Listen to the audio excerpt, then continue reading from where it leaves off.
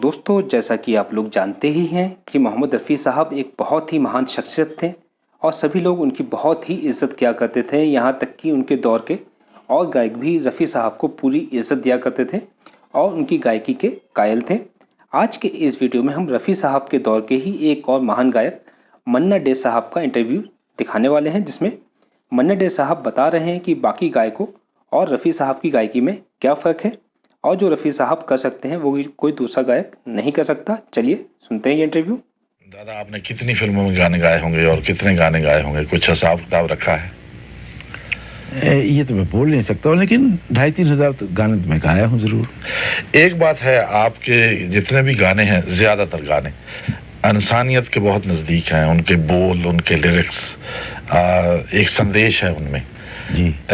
ये गानों की चयन आप करते हैं या it just happened that way?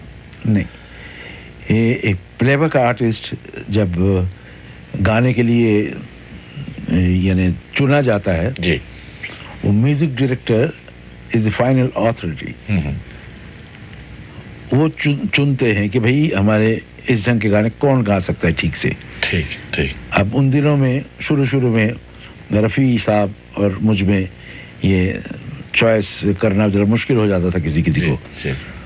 लेकिन मैं सबसे ये कहता आया हूँ, अभी भी कहता हूँ कि रफ़ी साहब एक बहुत ही वर्सेटाइल सिंगर थे जी।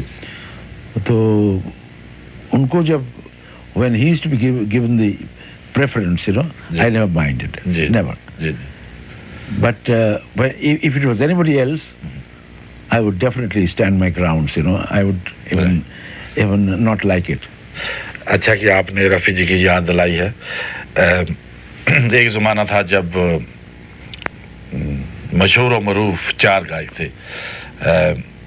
आप ऑफ कोर्स, रफ़ी जी, मुकेश जी, किशोर जी। उसके बाद दूसरे ज़माने में तो बहुत से सिंगर आए हैं। अभी तो पता नहीं म्यूज़िक जाए किधर को रहा है। कभी कभी हम ये सोचते हैं कि ज़िंदगी का एक जैसे कुनबा होता है, उसमें से एक मेंबर मिस हो जाए तो हम उसे मिस करते हैं, उसकी याद आती है। आपको कभी ऐसा महसूस हुआ है? बहुत मिस करता हूँ उनको, और ये मैं कह सकता हूँ कि रफ़ी साहब जो कर सकते हो हम नहीं कर सकते। जी, बहुत बड़ी बात है। बहुत बहुत शुक्रिया आपका आने के लिए। Thank you Darshan ji.